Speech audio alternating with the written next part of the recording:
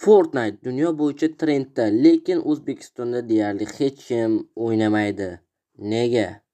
O'zbekistonda geymerlar bu o'yinni nega qo'llab-quvvatlashmaydi? Bugun mana shu savollarga sizlar bilan javob olamiz. Videoni boshlashdan oldin kanalga obuna va like tugmalarini bosib qo'ying. Qani bo'lmasam, biz videorolikni boshladik. Fortnite o'zi nima? Fortnite o'zi Battle Royale janridagi eng kreativ o'yinlardan biri hisoblanadi. Grafikasi yaxshi, harakatlar zo'r. Har bir mavsum yangilanishlar keladi. Lekin PC versiyasini ko'tarish oddiy kompyuterlarga emas.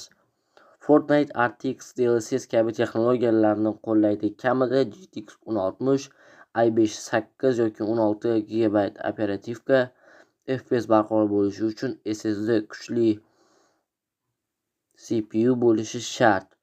Ustiga ustak o'yinda devor qurish, zinapoya qo'yish, himoya qilish, bularni tez va refleks bilan bajarish kerak. Bu esa ko'pchilikni charchatadi. Yana sababi Fortnite og'ir o'yin hisoblanadi. Bu haqida undan oldin ham aytib o'tdim. O'zbekistonda Fortnite'ning og'irligi muammo va o'yin 40 GB dan oshiq yangilanishlarga ega. Ko'pchilik barqaror internet yo'q. Qurilish mexanikasi murakkab va g'alati. Bizning ko'p geymerlar PUBG Mobile o'ynab o'rganib qolishgan. Fortnite qurilish esa boshqacha dunyo.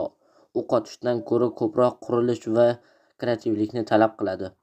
Va bizda yana bir muammo ham mavjud. Pul tizimi, ya'ni V-Bucks.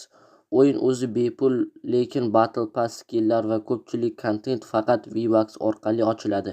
Ko'pchilik skin uchun pul to'lamoqchi emas, ya'ni o'yinda siz skin sotib olishingiz uchun V-Bucks sotib olishingiz kerak va bu bizda biroz muammo ham bo'lishi mumkin, ya'ni Visa kartalarini registratsiya qilish kabi.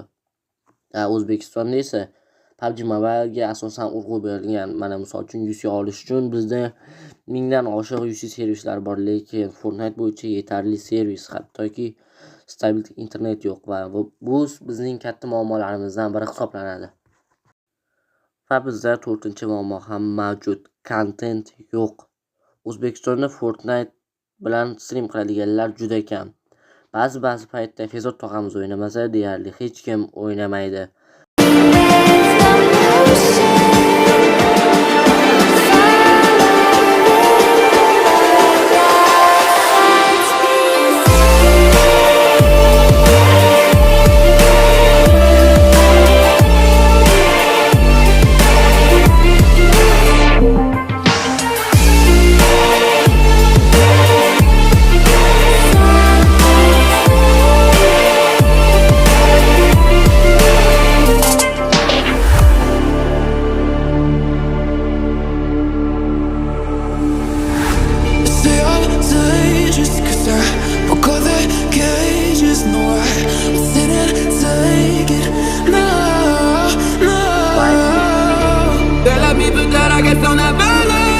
Every time I break, there's just more pain to burn.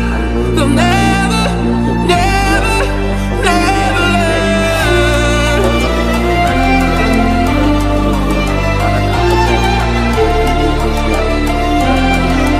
Till the battle's won, till kingdom come.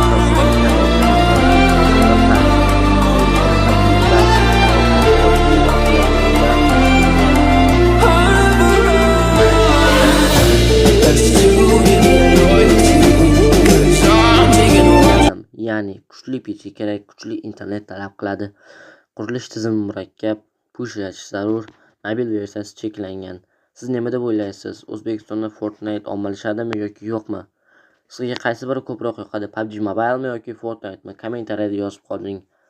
Kanalga obuna bo'lishni unutmang. Sizlar bilan Husanboy bo'ldi. Keyingi videolarda ko'rishguncha xayr, sog' salomat bo'ling.